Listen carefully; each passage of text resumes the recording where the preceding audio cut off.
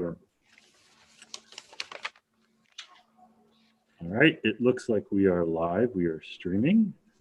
Good evening, everyone. Welcome to the Avon Grove Charter School Board meeting of October 20th. We will now begin.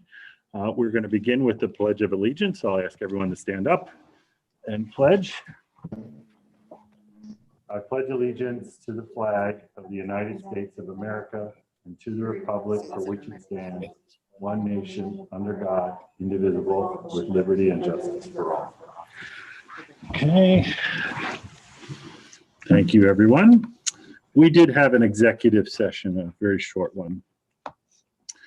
If everyone would recite the mission statement: to inspire passion for lifelong learning, one student at a time. And Sarah, would you mind doing the roll call? Dwayne Degler. Here. Eugene Steger.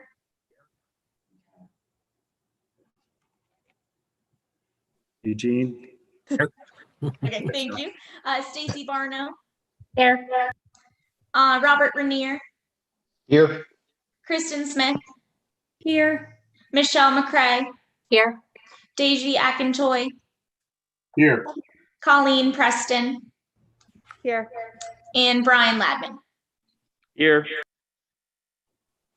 Excellent. Thank you, Sarah. Thank you, everyone.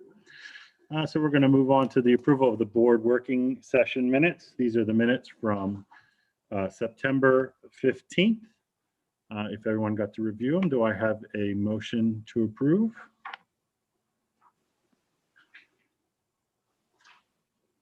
I'll make a motion.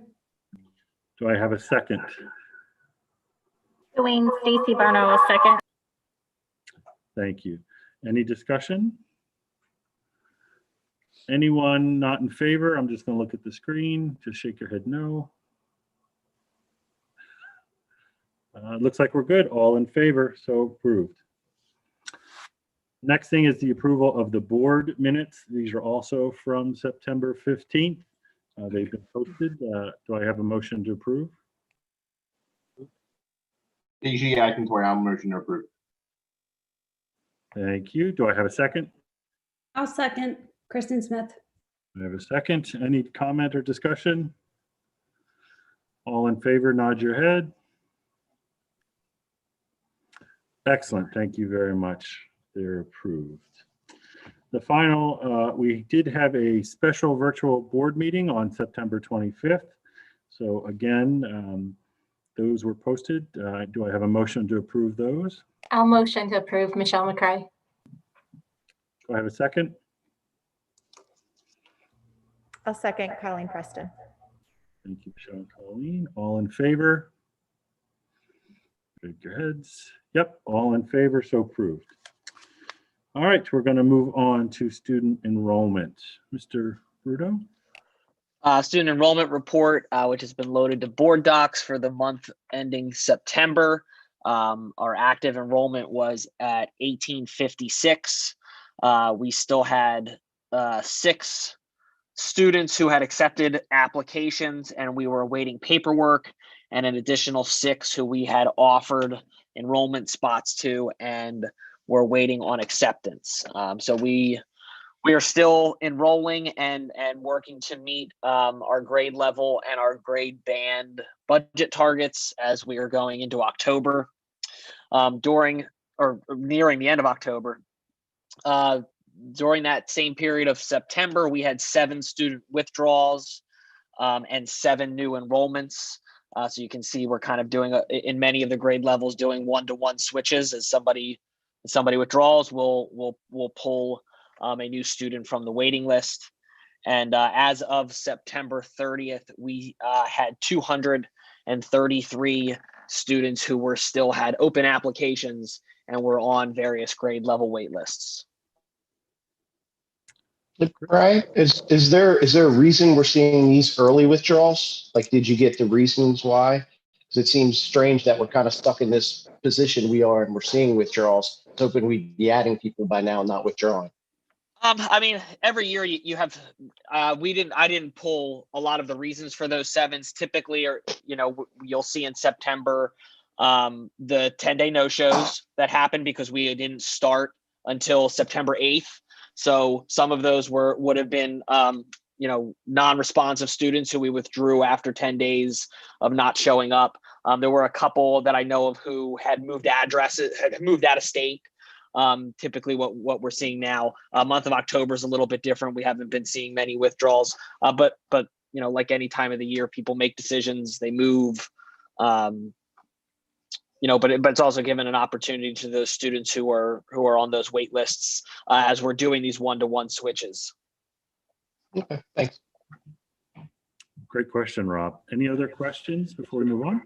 I was just going to say kindergarten's a big one too. We're losing kindergartners necessarily. They don't want to start them with how cyber virtual is going, or they're doing, they're going to wait and take them out and put them in next year. So we did see some withdrawal in kindergarten because of COVID, just for the record. And sometimes they're still doing that, but there are waiting lists for there was for kindergarten. So we did take some kindergarten recently.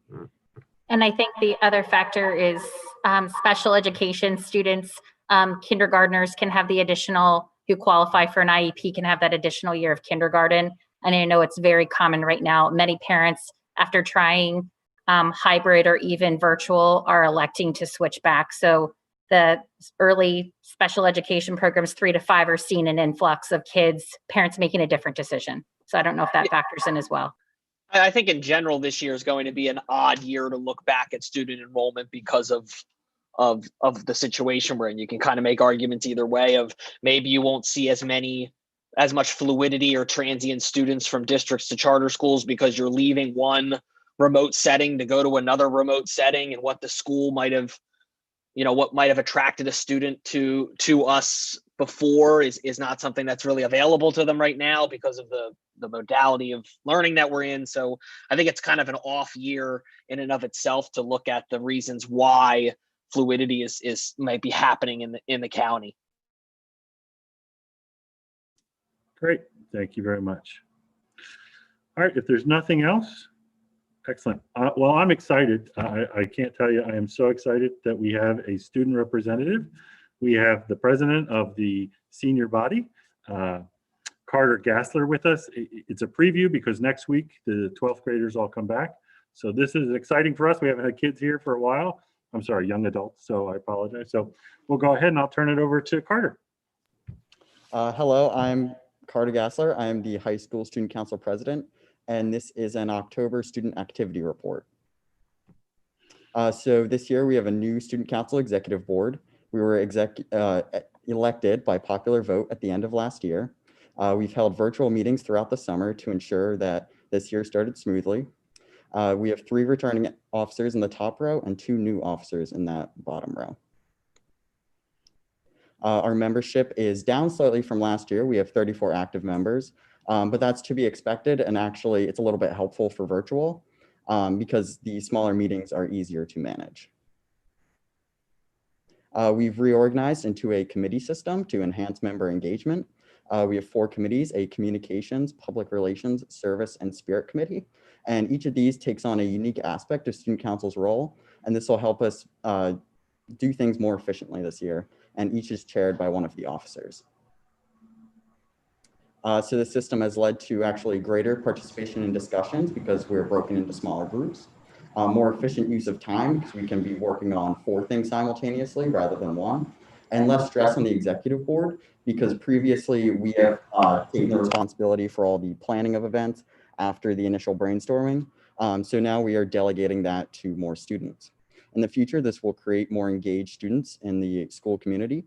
It'll allow for more student council sponsored events because we're using our resources more effectively. And these members will form closer communication or closer bonds with each other by working together to accomplish their goals. So we have lots of current projects going on. Our communications committee is running daily morning announcements, which I host.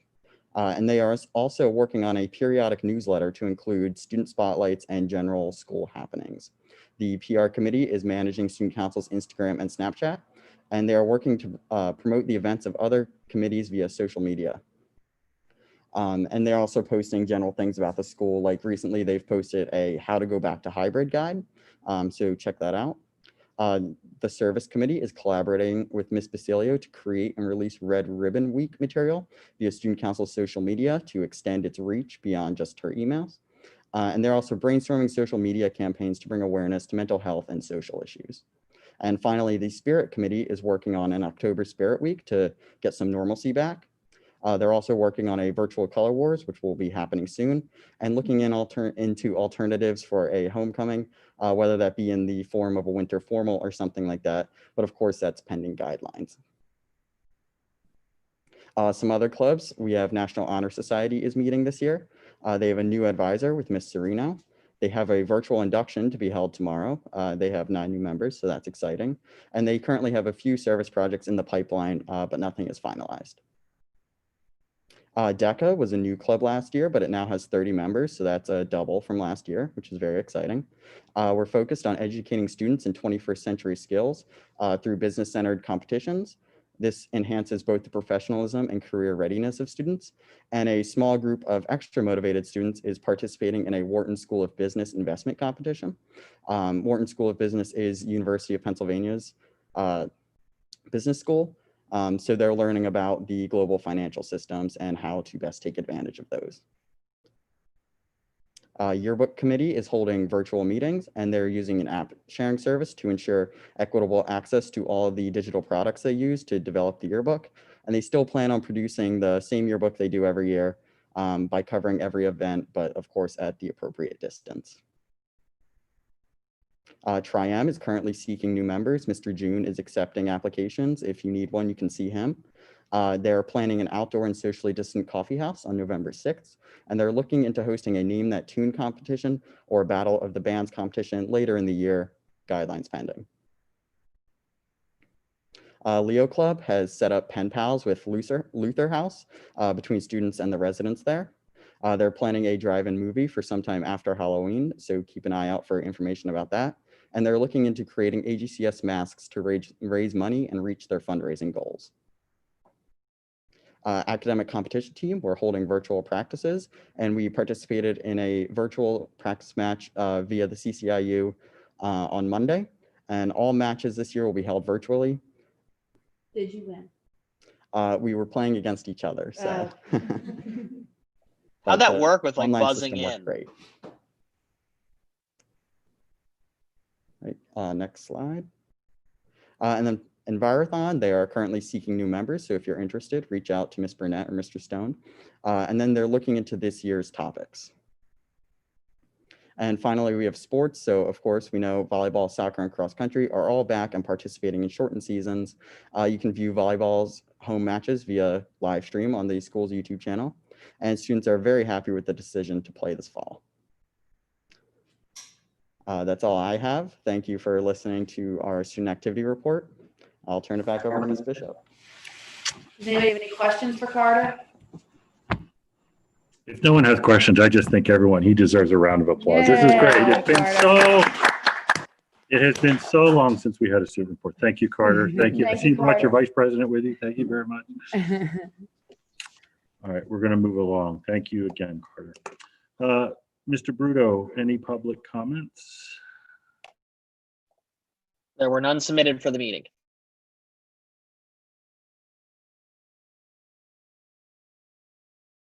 Bruto, you're muted. Are you able to hear me?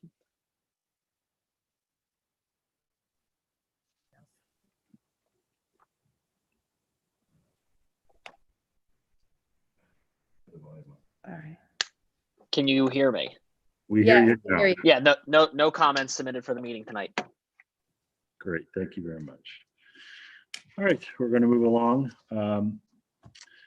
President's report. I have nothing to report other than I'm excited that the children are back in school. We finished this week. We started K through 6, so I think it's great. And next week, everyone's back hybrid, so that's great. So we'll move along.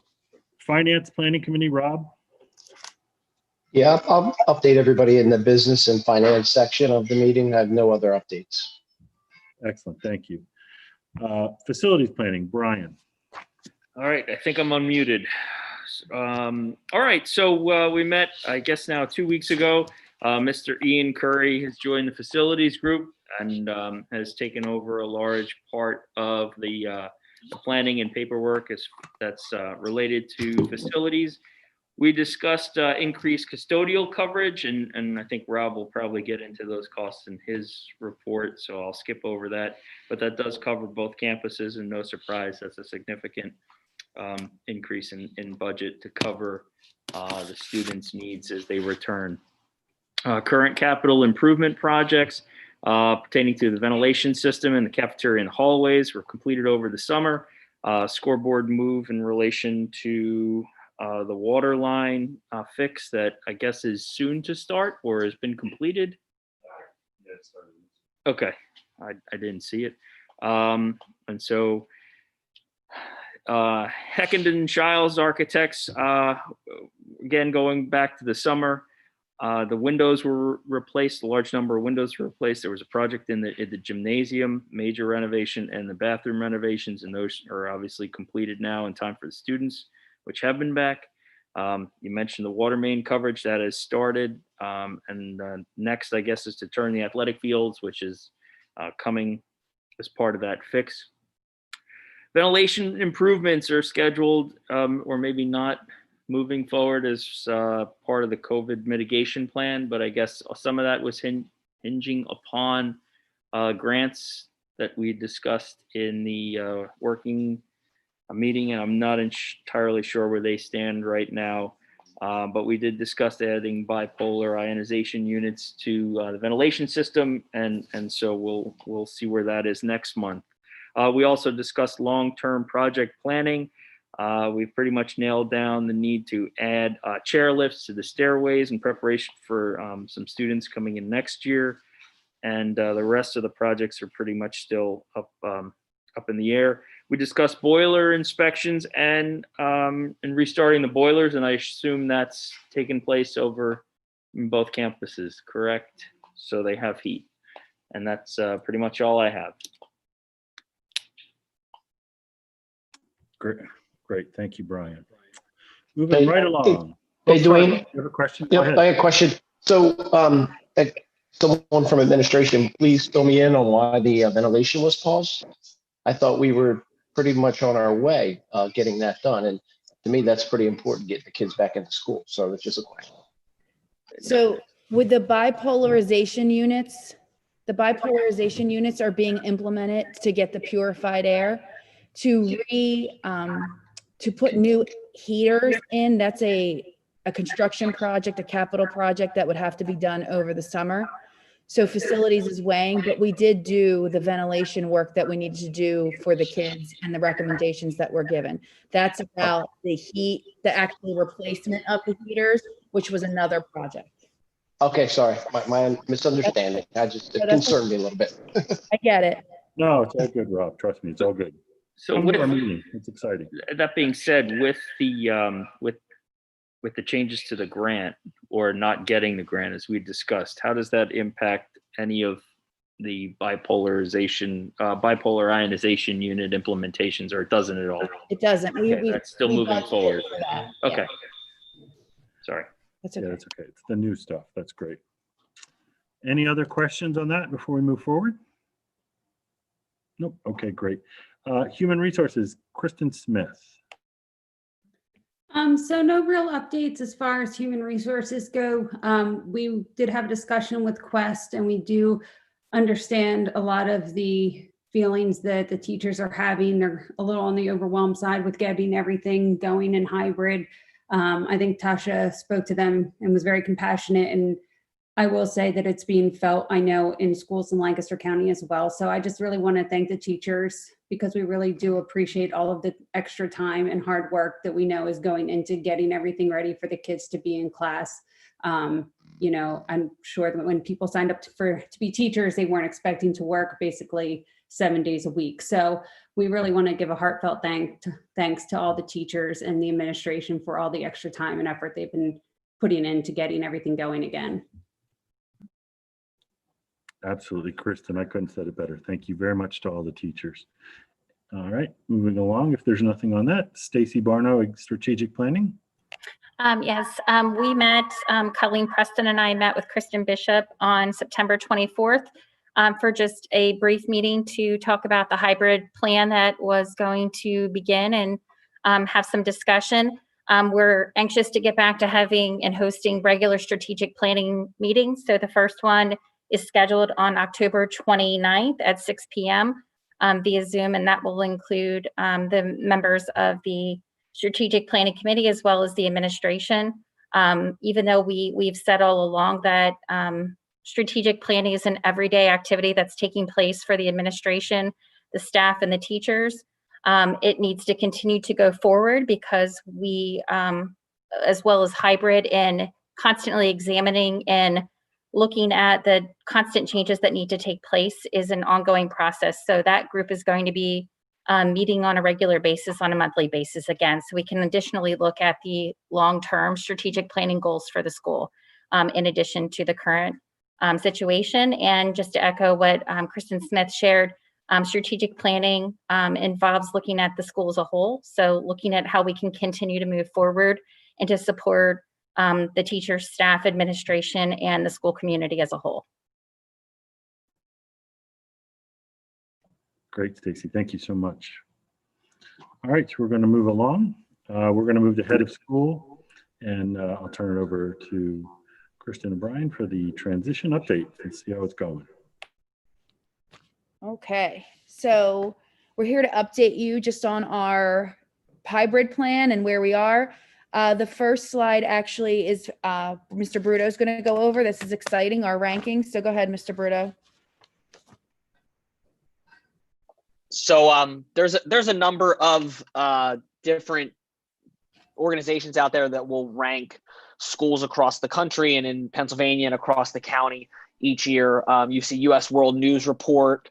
You'll see Great Schools and Niche, which Christina O'Connor wanted to make sure that I pronounced correctly, are three of the larger ones that schools look to when comparing themselves in terms of national, state, and local rankings. So the 2020, 2021 rankings came out about a week ago. And these were some of the highlights. This is also the emails that you often see from the school being sent out about leave a review.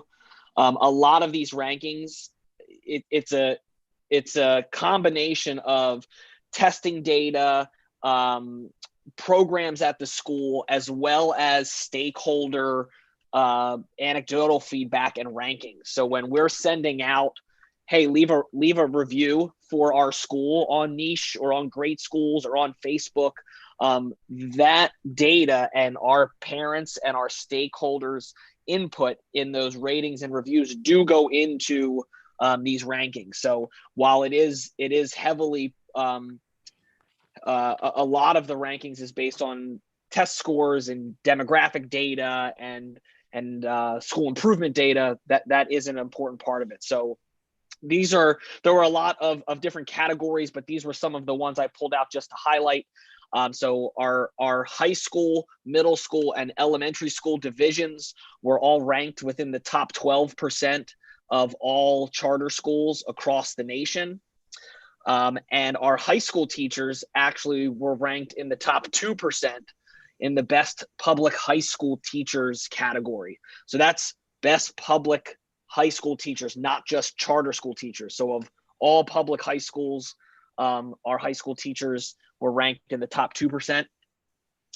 Within the state of Pennsylvania, our high school program was ranked number 4 out of 75 charter high schools. Our middle school program, number 4 out of 118 charter middle school programs. And our elementary school program was ranked number 5 of 125 charter elementary school programs. And then our high school teachers were ranked number 19 of 666 for best high school teachers in the Commonwealth. And that's, again, all public schools, all public high schools, traditional and charter. And our high school program was ranked number 80 of the 675 schools who were eligible. So that's the our high school compared to Oxford, Octorara, all of the high schools in the county and across the state are ranked. We were ranked number 80. Within the county, our high school teachers were ranked number 2 of the 19 high schools in the county for best public high school teachers. Our middle school teachers were ranked number 4 of the 23 middle schools within the county. And our elementary school teachers were ranked number 16 of the 54 public elementary schools within the county. And then our high school was number 13 of 19 within the county. Our middle school program, 12 of 23. And our elementary school was ranked 16th of 54. So again, in the top tiers, with a lot of those numbers, really a big shout out to the high school teachers, moving up to number 2 within the county, 19 in the state, and the top 2% in the country. So that's something to be said about the work that's being done here. A lot of this, is accolades for our staff who are on the front lines and implementing the school's vision and mission on a daily basis. And that's clearly being recognized here through some of our achievement and assessment data, and really the feedback and perceptions of our families and our stakeholders on what our school's doing for the community and for their kids.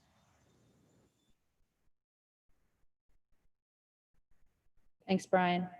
Brian, I have a question on that. You talked about what went into the school rankings. What feeds into the teacher rankings?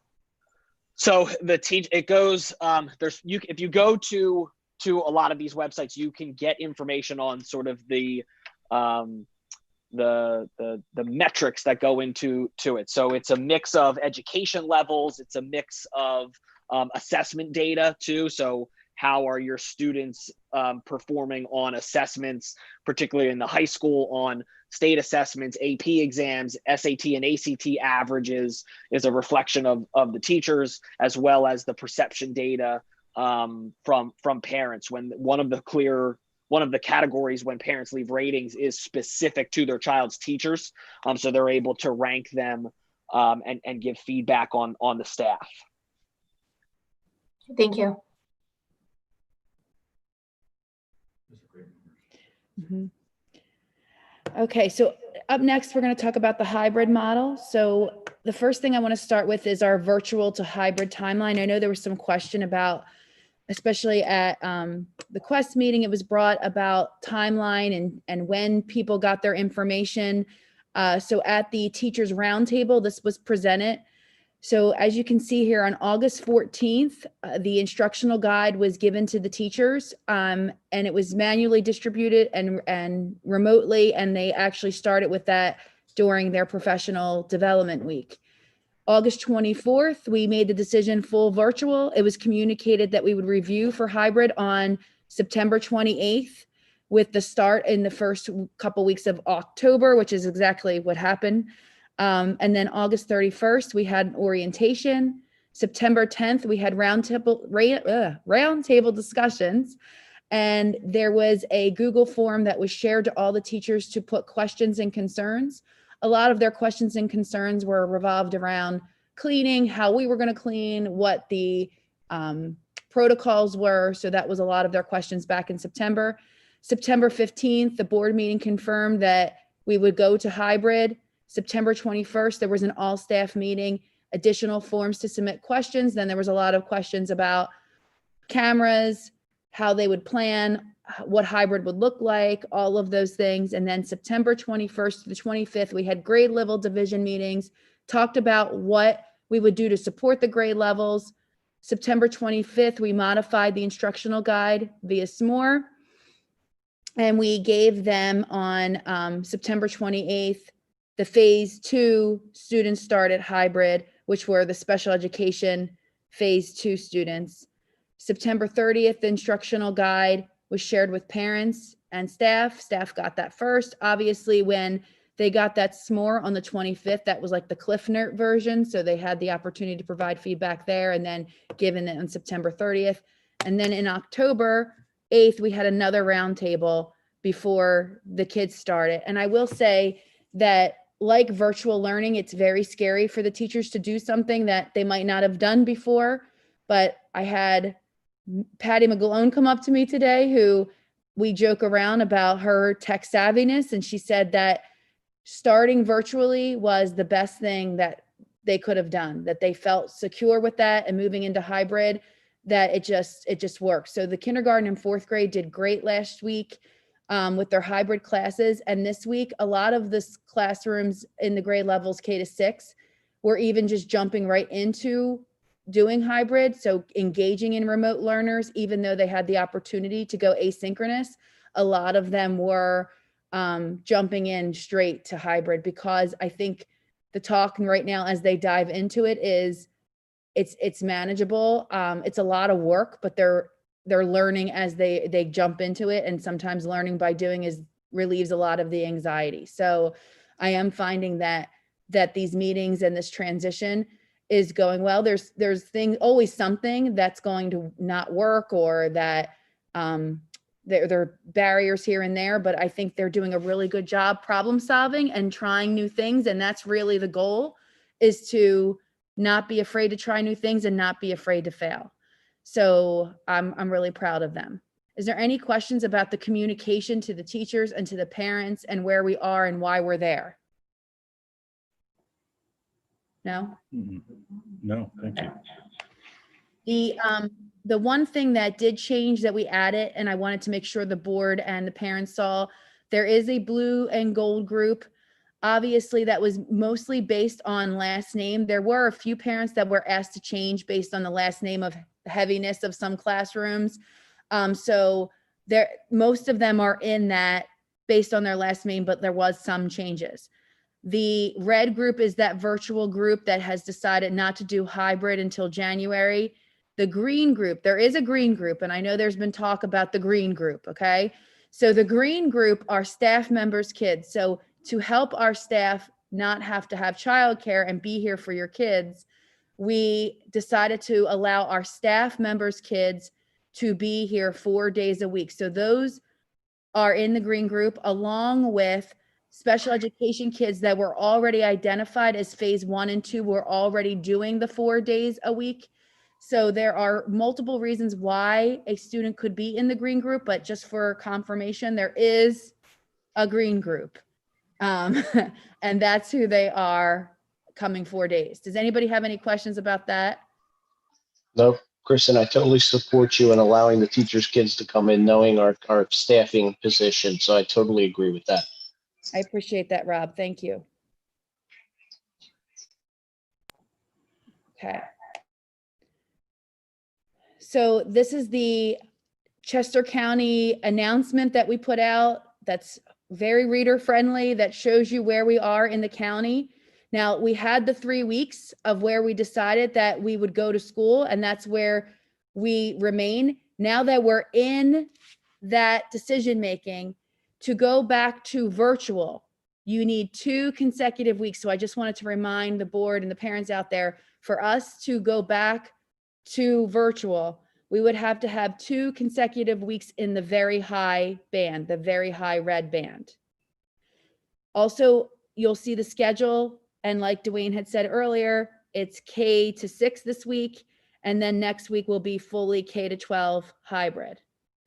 Again, another reminder to do your screenings every day. That's really important. I know that some of the administrative staff has been making phone calls to parents, making sure that they sign that waiver, that they make sure that they check their temperatures every single day before sending their kids.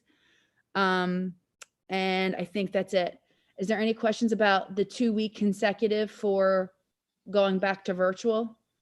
Can I just add that if the county health department deemed that there was an outbreak within the school, we could also potentially close that wasn't dependent upon the county numbers. Right. And I've said several times in communication and in meetings that if you picked hybrid for your kids, that was because your schedule was flexible, to understand that that could happen at any time based on what we were getting from Chester County. So as far as operational type things, our food program is going strong. We're going to talk about them in a few minutes, and I see them on our Zoom, so thank you for being here. We had a lot of staff greeting the kids, socially distancing themselves, making sure that everybody was following the proper guidelines. Mr. Bruto, do you want to talk about transportation? No, so I mean, transportation in a normal year is a difficult thing, and this year was not a small feat. We realized, and there was a lot of back and forth with what we were doing, who was coming in, what days, what districts were doing. So we've been working very closely with our sending school districts transportation departments to try to facilitate this process the best that we can, and as efficiently as we can, with so many question marks that were out there leading up to school and even up through the beginning of our hybrid plan. We had been talking and trying to collect transportation request information as far back as the digital surveys back in April, to make this easier. So right now, we're students should be wearing masks on their buses. The drivers should be wearing masks for the duration of the bus ride. And all of our students should have their busing information available to them. And then if there are any omissions or issues, they can contact us or contact their district transportation department directly, as we really only have control over Kemblesville, Coatesville student transportation. But it's good. The kids are coming in. Buses are there. We're working out the kinks on some route times, and realizing that it's a process as we're returning to school, and it's new operations for both of our kids on the buses as well as the bus drivers. And the lunchroom, the kids are eating in the lunchroom. Given the space that we have, I know that there was some question about how many kids are in the room. We are able to socially distance the kids. I know in Kemblesville, there was 40. They opened up the gym and the cafeteria, so they're using both spaces. They have their dividers and they're spread out in that big room with just the 40 kids. So, I mean, it works. It gives the teachers the time that they need to have their lunch and be able to cover, but also allowing to them to move just a little, but giving them all those safety protocols. So that is working. They're assigned seats, so they're always in the same seat. I know today in the elementary school here at State Road, they've said at least for a month and then they'll revisit. But the cleaning is really, they're doing a really good job. They are constantly circulating. They're on a schedule, regular routine cleanings of bathrooms, cleaning door handles. So I'm really happy to see that that's happening. We do have a spreadsheet out to the teachers. So if they have any concerns during the day, they know when they're supposed to see people, sanitizing regularly and making sure that everything's hit. So there's a lot of things in place to make sure that everything we put in the plan is being followed through with. So as far as the instructional highlights, I'm not going to obviously show the hybrid ham video. This is a video I used with the staff, and then we shared it with the parents just so that they could see what a classroom would look like. What I've noticed and what I'm seeing more and more, and I know Mr. Bruto, you probably have a lot to add to this, but I think that, how we got to this model is really about keeping our teachers safe and comfortable. So doing that hybrid for 2 days with that deep clean Wednesday and Friday, it really gives them that sense of security that we're containing the numbers in that cohort to be together, and then really bringing in a new group of kids.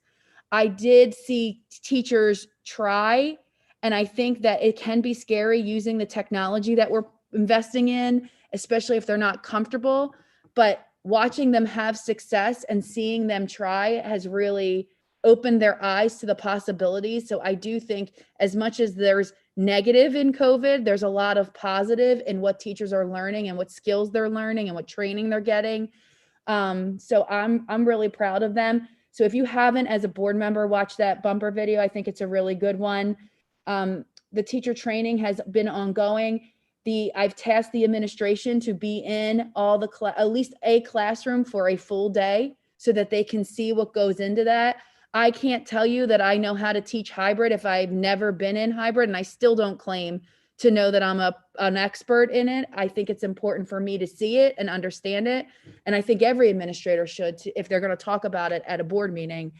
But as far as this whole process, we are going to ask for your feedback along the way to see what's going well, what's not working. So we'll be asking for everybody's feedback, including the teachers, to make sure that we are doing the best we can to meet everybody's needs. This is something that we saw today just from the fourth grade. And it says that everything was their favorite, all of it. They loved every part of hybrid learning. And then one of the other kids wrote, when I got my locker and everything was my favorite. So it really just showcases how excited kids are to be back in the building, along with really the kindergarten alone. I just said earlier to the board members that were here, they felt like they were in Disney World. Like it didn't, the scary thing of the mask and the shield, it does look overwhelming when you first see it, but kids are resilient and they're just happy to be in school. So I have seen a lot of success. Bruno, did you want to add anything in that? No, you covered everything.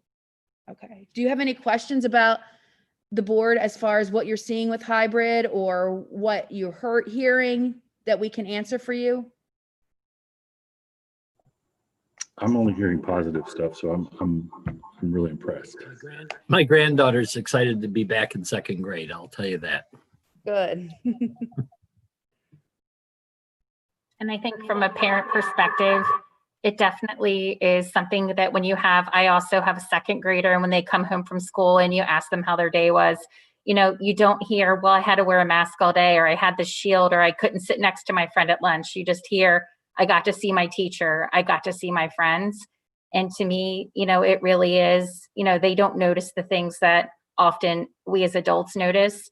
And I think we just need to keep supporting the kids and supporting the teachers as, you know, they're learning each day. And I think, you know, they're going to tell us what works and what doesn't work. So I think, you know, I applaud everybody for their efforts in really looking at how can we try new things? How can we make a difference? The only thing I would add, and we talked about this a lot as we were coming into the school year, about asking for grace from our families and from our stakeholders, is to continue that. You know, our teachers are doing things that they've never done before that are sometimes outside their comfort level. We're still trying to navigate how best to make this a great school year for everybody, given, you know, all of that we're having to deal with. You know, we all have things going on at home. Our parents have things going on at home. Our kids are bringing things into school. This is a school year like no other. So just continue to have grace for everybody as we continue to work through all of this. I will see the most exciting thing that I saw the kids see is that when they're watching their teachers all these weeks as a virtual learner, when they come in, they'll say, oh, that's what it looks like, or that's what the camera looks like, or even seeing their friends in the classroom has changed the way the teachers are teaching, because they're actually teaching kids instead of on the computer. So it has changed that aspect of everything too. So appreciate all of your support, appreciate the teachers that are making this work. It really is because of them that this is possible. So thanks to everybody.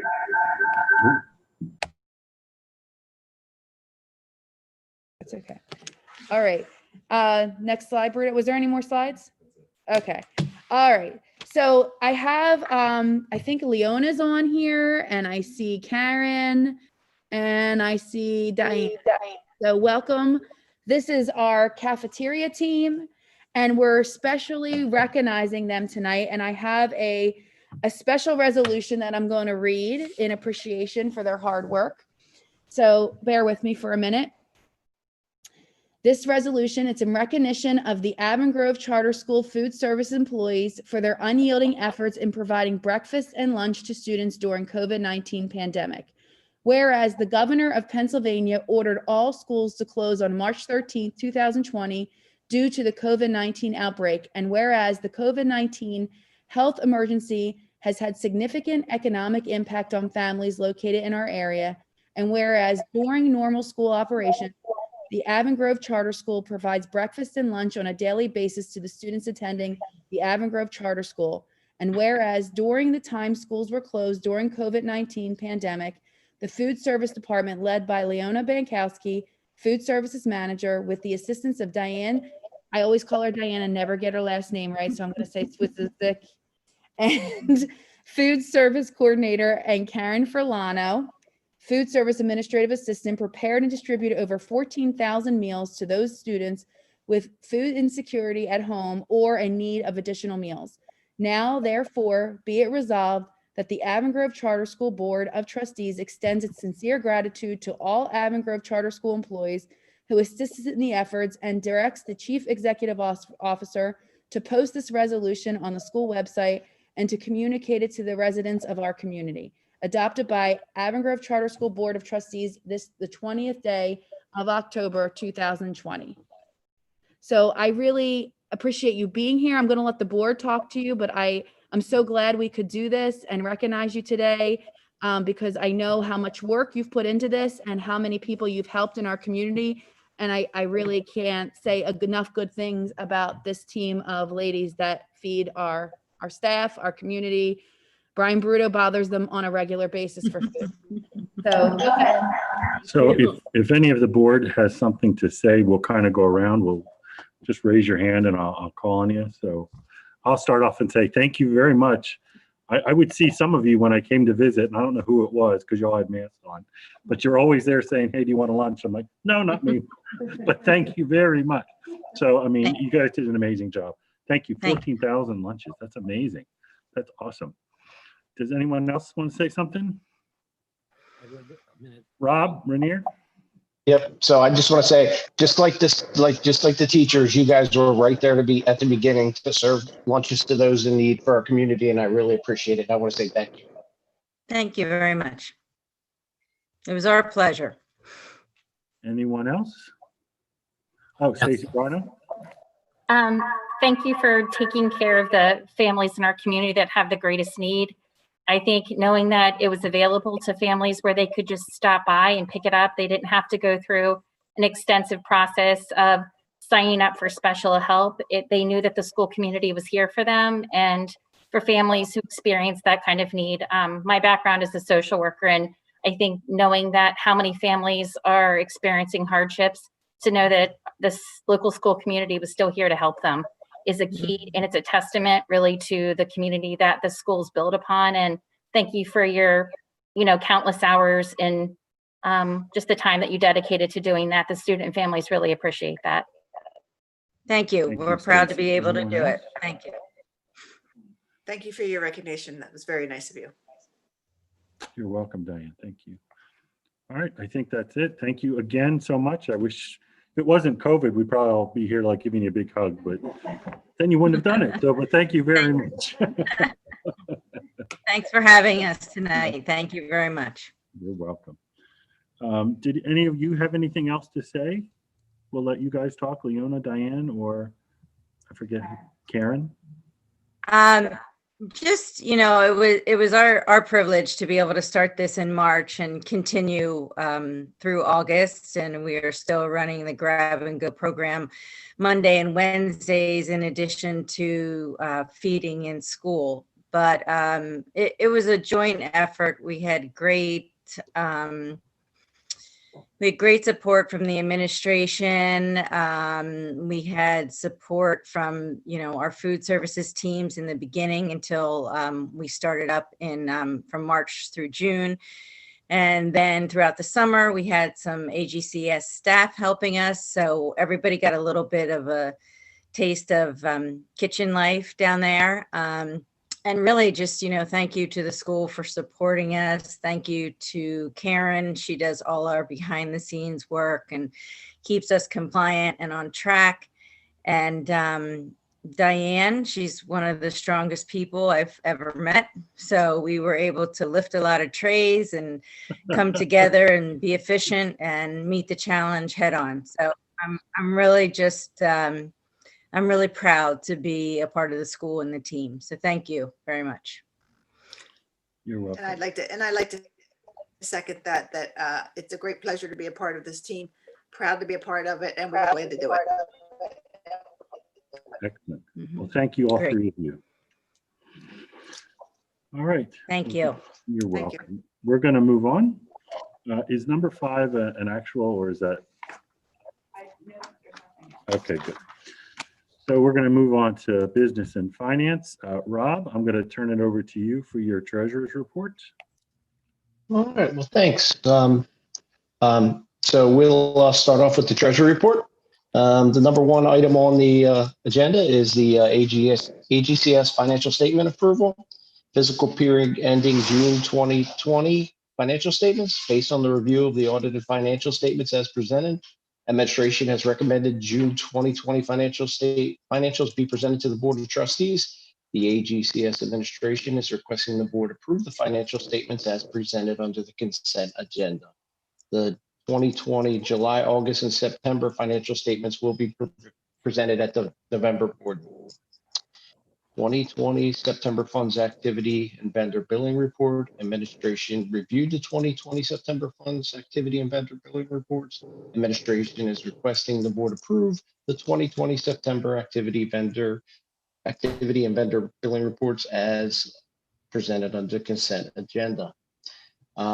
So good news here on number 3, cash position as of October 16, 2020. The school's cash is improving and reported as good as compared to fair last month. Our sending districts are current. The business office continues to work with general counsel in collecting the outstanding receivables from the Coatesville Area School District. 2020-2021 AGCS Fulton Bank and BB&T Bank credit card holders and authorization limit list. Administration has updated the Fulton Bank credit card holder list to include a new facilities operation manager. A copy of the update list was reviewed and the committee is in agreement with the proposed changes. Administration is requesting the board approve the updated 2021 AGCS Fulton Bank and BB&T credit card holders list as presented under the consent agenda. All right, this is where Brian had alluded to earlier. System 4 facilities custodial phase 3 service agreement. And if you guys remember, we're going in phases as kids go back into the school. So there's going to be additional expenses and we're tracking it against the budget. So we will report monthly as we go forward. The Finance Committee reviewed and discussed the phase 3 custodial services needs and reviewed the phase 3 custodial service agreement cost analysis for the required changes to adequately meet cleaning protocols for our on-site staff and our returning students the coming week. Cost analysis documents the existing contracts and their expiration dates, as well as the stage phase 3 service addendums required as increased numbers of students return to each campus. The total budget impact for the additional service represent an increase of $143,436.86 to our facilities custodial budget. The total COVID custodial services impact to our budget, including the proposed service for phase 3, is $260,000. Administration has reviewed the phase 3 custodial agreement and are recommending the board authorize the business administrators the ability to execute each service agreement as required to ensure continuous service. The contracts for the board consideration to approve are listed below. System 4 service agreements, phase 3 hybrid State Road campus agreements for the board. State Road campus PM custodial services agreement, addendum H, annual cost $13,288.64. State Road campus PM custodial agreements, addendum I, annual cost $271,870.23. So can I get a motion to authorize and grant the business administration the ability to execute each service agreement as presented and required to ensure continuous custodial services? I'll make the motion. Michelle McCray. I'll second Stacy Barnum. All right, were there any questions? All right, so all in favor, say aye and shake your head yes. All those opposed? Motion carried. All right, so on to some good news. So AGCS 2019-2020 fiscal year audit. AGCS engaged Barberton Thornton and Company LLC to perform the 2019-2020 fiscal year audit. The audit fieldwork was completed in early September with no findings reported. All year-end journal entries have been received and entered into QuickBooks. The 2019-2020 fiscal year is officially closed, and AGCS had a great year. 2019-2020 financial statements are in process and will be remitted to the business office in the next few weeks. The audited statements will then be reviewed and discussed with the Finance Committee meeting, formally presented to the board as prepared by Barbicane Thornton and Company LLP, the recommendation to approve at the November 17, 2020 board meeting. Copies of the audit will be provided to the board prior to the November board. And that's a testament to Donna and her team for doing a great job. Because all the years I've been on, they always find one little thing, but no, not this year. She did a great job through all of this. Next item is annual 2020 bond public disclosure updated Appendix A. Annual public disclosure document AGCS Appendix A as required by our bond trustees was discussed. This report is due on November 30th, 2020. Once the audit and certification certificates are received, the annual Appendix A report can be finalized. The report will be submitted to all board members prior to our annual filings date scheduled for November 25th, 2020. AGCS board members and administration are required to update their biographies for our investors, and email requests will be remitted later this week. The last item, miscellaneous business items, PD 2057, annual financial reports, electric filing due October 31st. This report will be due once the audit is finalized. Copies will be provided to the Finance Committee prior to the electronic file submitted on the PDE. And the last thing I have is the consent agenda. Guys, as I referred to, can I get a motion to approve the business office consent agenda as presented this evening? Make a motion. Dwayne Degler. I'll second. Stacy Ball. All right, and that is all I have for this evening. Rob, thank you very much for what you do. Thanks, Dean. So that was the routine consent agenda. Consent agenda, I just got done. Yep. I have to flip my pages. There we go. All right. So we're moving along. We're going to go to personnel. Tasha? Thank you. So the personnel consent agenda is as follows. We had 6 resignations. Catherine Irving, behaviorist, effective date September 18th. Anthony Nowinski, maintenance supervisor, effective date October 2nd. Lisa Clark, ELC instructional aide, effective October 9th. Jennifer Durr, middle school history teacher, October 23rd. Gina Kendrick, 6th grade teacher, October 28th. And Megan Moore, middle school music teacher. Bishop did indicate that 2 of the teachers did leave due to commute, and then 1 teacher was out on FMLA and she had a baby and she's decided to stay home, so lucky her. We did not have any retirements, releases. We had 1 leave, that was Tracy Hilton from September 21st through, and she's expected to return December. We had 1 additional professional staff member that was hired, and that's Ian Curry, the facilities operations manager, and that was effective September 28th. We had 2 support staff hires. The names do seem familiar because they did resign earlier this school term, and now based on the hybrid, their schedule will allow them to work when their child is here in the building, and then their off days will be when their child is home during virtual. And those 2 employees are Sarah Peterson, instructional aide, effective October 12th, and Aaron Blackwell, instructional aide, also started October 12th. We had 1 seasonal staff member, Denise Heavener. She's the seasonal athletic trainer, and she started effective September 30th. So administration is recommending their approval of the staffing changes provided within the personnel consent agenda, specifically items listed from 8A through 8I. Thank you, Tasha. Do I have a motion to approve the personnel consent agenda listed 8A through 8I? Joanne, Stacy Barno, I'll make a motion.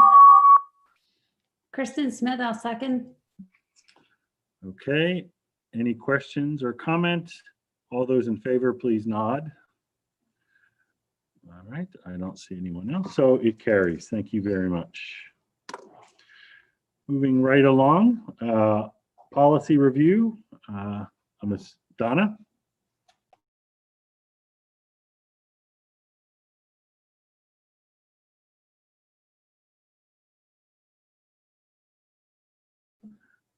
One second, Donna's on mute. Okay. All right. Sorry about that. We are starting our second year for our policy review in the process of converting to board docs. So for October, we worked on 4 policies. They've been through administration and they've been through legal review. We are now presenting them to the board for their 30-day review and consideration for approval at the November 17th public board meeting.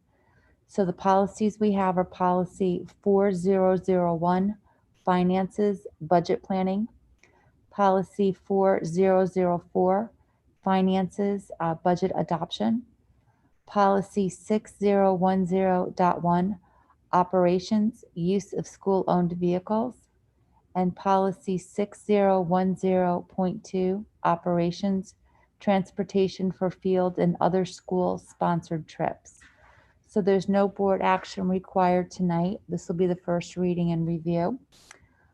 Should these policies be approved on November 17th, Stacy has recommended we rescind existing AGCS policies and transition to the new board doc policies. So the policies that are recommended to be rescinded once these are approved are the AGCS policies, budget hearing policy, budget planning policy, budget preparation, and use of charter school vehicles by staff.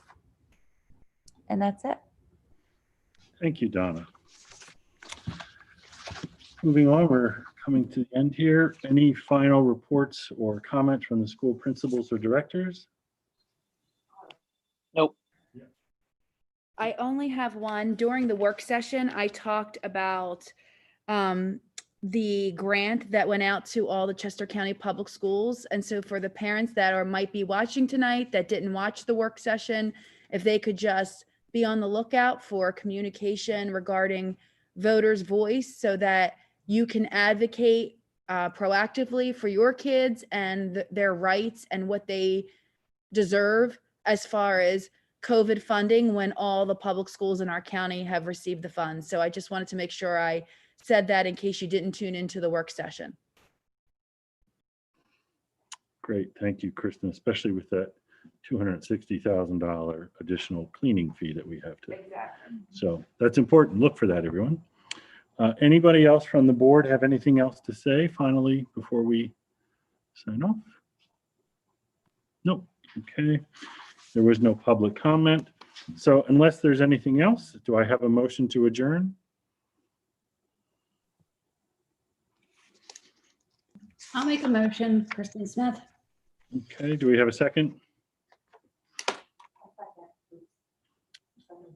I have a second from Colleen. She's over here on mute. So if anyone has anything further, if not, everyone say nod yes. And that's the meeting. Thank you very much, everyone. If everyone on the board can just stay